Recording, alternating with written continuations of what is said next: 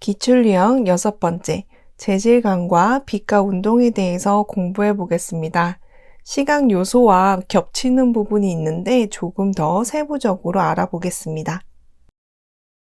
재질감은 물체의 표면이 가지고 있는 특징의 차이를 시각과 촉각을 통해서 느낄 수 있는 성질입니다. 시각적 질감은 눈으로 보이는 질감이라고 했었죠? 그래서 장식적인 질감은 실크 재질, 의상 패턴 등이 있고요.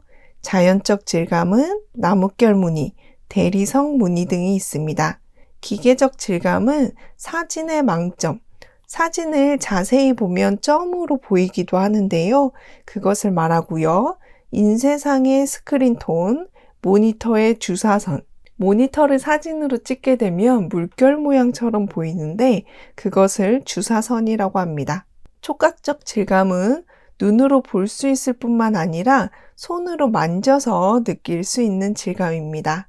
2차원 디자인의 표면과 함께 3차원의 양각으로 확대되는 것을 재질감이라고 하는데요. 촉각적 질감의 연출 방법으로는 자연 재료 사용, 재료 변형, 재료 복합 등이 있습니다. 프로타주는 프랑스어 포티에서 유래된 용어인데요. 나뭇잎이나 헝겊 등의 위에 종이를 대고 연필이나 크레용 등으로 문질러 나타내는 방법을 말합니다.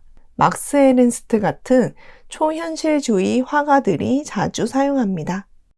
빛은 비추는 형태에 따라서 직사광과 분산광으로 나눠집니다. 빛은 조명원에 따라서 고유한 색을 가지게 됩니다. 가시광선은 빛의 파장 중에서 380나노미터에서 780나노미터 사이의 범위로 눈으로 지각되는 영역을 말합니다. 백색광이 프리즘을 통과해서 나타나는 색띠를 말합니다. 이것은 전자기파 스펙트럼이라고도 합니다. 물리적인 빛이 우리 눈에서 색채로 지각되어 범위의 파장 한계 내에 있는 스펙트럼을 의미합니다. 780나노미터 이상의 긴 파장은 적외선이고요. 예를 들어서 라디오, 텔레비전, 휴대폰의 파장 범위를 말합니다. 380나노미터 이하의 짧은 파장은 자외선이라고 합니다. 스펙트럼은 문제에 자주 출제되는데요. 태양광선이 투사되는 위치에 프리즘을 놓아서 굴절된 광선을 스크린에 투사하면 나타나는 여러 가지 색의 띠를 말합니다. 명암은 빛의 밝고 어두움을 의미하고요. 명암에 의해 실제감, 입체감, 양감 등을 표현할 수 있습니다. 그럼 대표 문제를 풀어보겠습니다. 시각적 질감의 예로 성격이 다른 하나는 사진의 망점, 인쇄상의 스크린톤, 모니터의 주사선은 기계적인 질감이고요. 대리석 무늬, 나뭇결 무늬는 자연적인 질감입니다.